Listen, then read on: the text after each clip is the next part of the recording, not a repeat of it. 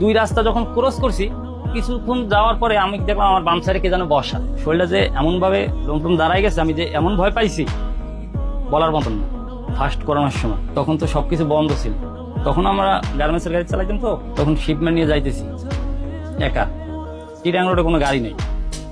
আমি যেভাবে যাইতেছি কোনো গাড়ি নাই, আমার হেল্পারও নাই, হেল্পার সবাই ছুটিতে, খালি ড্রাইভার ছিলাম আমার। তখন যাইতেছি আমি চান্দিনা পার হয়েছি, একটা ফাঁকা জায়গা আছে, চান্দিনা স্ট্যান্ড পার হওয়ার পরে দুইটা রাস্তা দুই দিকে চলে গেছে। আমি যখন দুই রাস্তা যখন ক্রস করছি কিছুক্ষণ যাওয়ার পরে আমি দেখলাম আমার বাম সাইডে কে যেন বসা, আমার শরীরটা যে এমন ভাবে লোমটুম দাঁড়াই গেছে, আমি যে এমন ভয় পাইছি বলার মতন। আমি একটু সামনে যাওয়ার পরে আমি গাড়িটা বের করে দাঁড়াই গেছি ভাই, মানে আমার আর সেন্স নাই।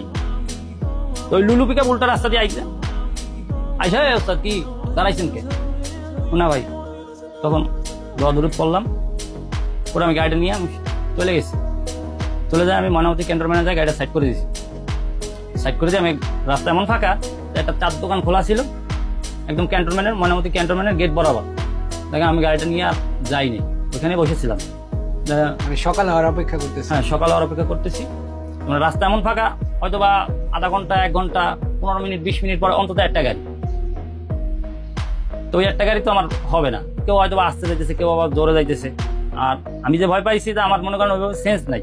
আমি ওখানে বসেই ছিলাম, তো আমার ওই চার দোকানদার বারবার জিজ্ঞেস করছে ভাই কি হয়েছে কি হয়েছে।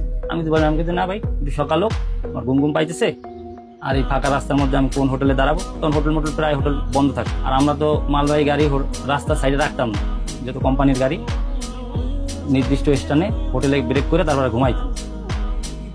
পরে আমি সকালবেলা গেলাম চিটাগাং যায়, পরে আমি 2 দিন জ্বর হয়েছিল আমার, আমি চিটাগাং নিমতলা টার্মিনাল ছিলাম 2 দিন। এরকম আর ভৌতিক আর কোনো ঘটনা ঘটে নাই, এইটাই আমার গাড়ি চালানোর লাইফে ওই একটাই হয়েছে। এই যে যখন গাড়ি চালান ঢাকা সিটিতে বলেন বা এক্সপ্রেসওয়েতে গাড়ি চালান, হুটহাট করে প্রাইভেট কার বলেন, বাইক বলেন, এরা সামনে দিয়ে চলে যায়, এদের কারণে অসুবিধা হয় নাকি? যদি এই বিষয়ে কিছু। অসুবিধা তো হয়, কারণ তারা তো মনে করেন ওই মোটরসাইকেলওয়ালা হেলমেট পরে, উনি যে যায় ওনার সেন্স আছে ঠিকই, কিন্তু উনি গাড়িটা ঘেসে যায়। আমি তো ডাইন বাম তো লক্ষ্য করতাম, আমি তো এমন হইতে পারে আমি বামে খেয়াল করিনি, ক্ষতিটা কিন্তু আমার থেকে ওনার বেশি হবে।